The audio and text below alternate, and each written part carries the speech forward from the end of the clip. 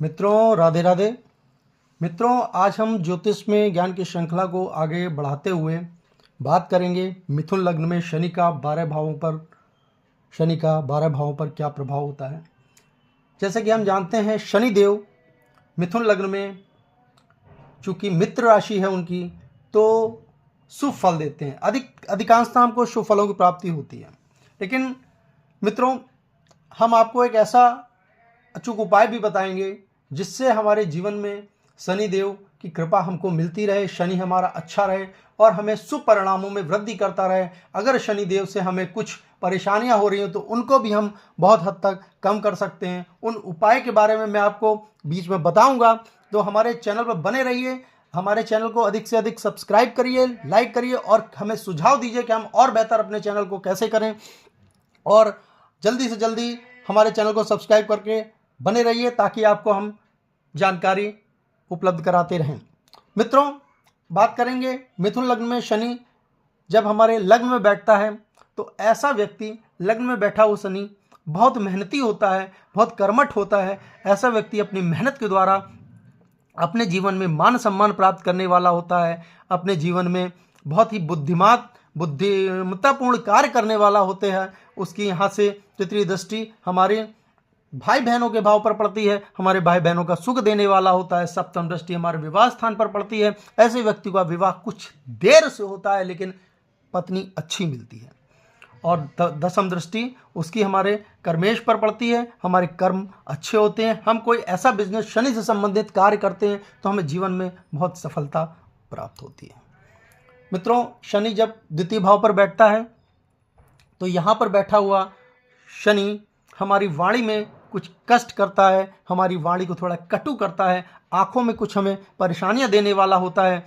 ऐसे व्यक्ति के परिवार के सुखों में कुछ कमी करता है। किंतु यहाँ से उसकी तृतीय दृष्टि हमारे भूमि भवन माता भाव पर पड़ती है, माता के सुखों में कुछ कमी करता है। किंतु ऐसे व्यक्ति देर से अपने जीवन में अपना घर मकान का सुख प्राप्त करते हैं। घर मकान अगर भूमि भवन अगर वो लेना चाहते हैं तो ऐसे व्यक्ति अपने जीवन के देर में थोड़ा सा लगभग 40 साल की उम्र के बाद अपने जीवन में ऐसा सुख प्राप्त कर पाते हैं। तो मित्रों, अब देखते हैं जब हमारा तृतीय भाव में शनि बैठता है तो यहाँ पर बैठा हुआ शनि हमको बहुत ही मेहनती बनाता है, पराक्रमी बनाता है। और ऐसे व्यक्ति जो यहाँ पर शनि बैठता है उनके सप्तम दृष्टि से अपने भाग्य में वृद्धि करने वाला होता है, उनका भाग्य अच्छा होता है। ऐसे व्यक्तियों के अपने भाई बहनों से संबंध अच्छे नहीं रहते, किंतु ऐसे व्यक्ति को जीवन में जो कमी होती है वो उसके भाग्य से उसको प्राप्त हो जाती है। वो जो चाहता है उसका भाग्य उसको लाकर दे देता है। तृतीय दृष्टि उसके पंचमेश पर पड़ती है, उसके पुत्रों, उसकी संतानों से शिक्षा में कुछ रुकावटें पैदा करता है। किंतु दसम दृष्टि से और उसके आय के भी कुछ साधनों पर कमी करने वाला होता है। अब देखते हैं मित्रों, चतुर्थ भाव पर जब शनि बैठता है तो यहाँ पर बैठा हुआ शनि हमको बहुत लंबी उम्र देता है, माता के सुखों में कुछ कमी करता है।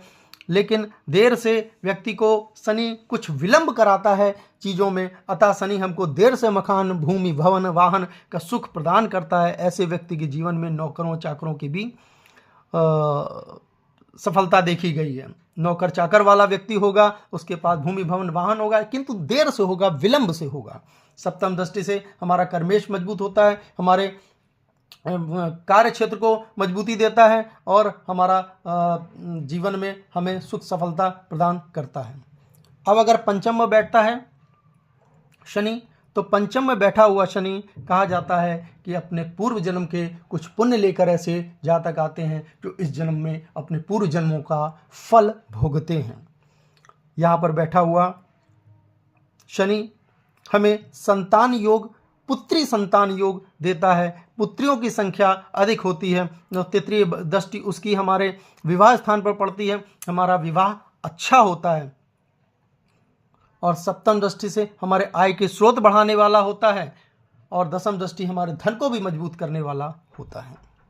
अब देखते हैं षष्ठ भाव पर बैठता है जब शनि षष्ठ भाव पर बैठता है तो ऐसे व्यक्ति के नौकर चाकर होते हैं, ऐसे व्यक्ति को सुखों में वृद्धि होती है, रोग ऋण में कमी आती है। जैसे व्यक्ति यहाँ से बैठे शनि की तृतीय दृष्टि हमारे आयु स्थान पर होती है, आयु को बढ़ाने वाला होता है, आयु अच्छी होती है। सप्तम दृष्टि से हमारे विदेश यात्रा का योग देता है और दशम दृष्टि से हमारे छोटे भाई बहनों के सुखों में वृद्धि करने वाला होता है। अब देखते हैं सप्तम पर जब शनि बैठता है तो यहाँ पर शनि जब सप्तम पर बैठता है तो ऐसे व्यक्ति की पत्नी बहुत अच्छी होती है, ऐसे व्यक्ति को विवाह के बाद उसके भाग्योदय होता है, उसके भाग्य में वृद्धि होती है, सुखों की प्राप्ति होती है।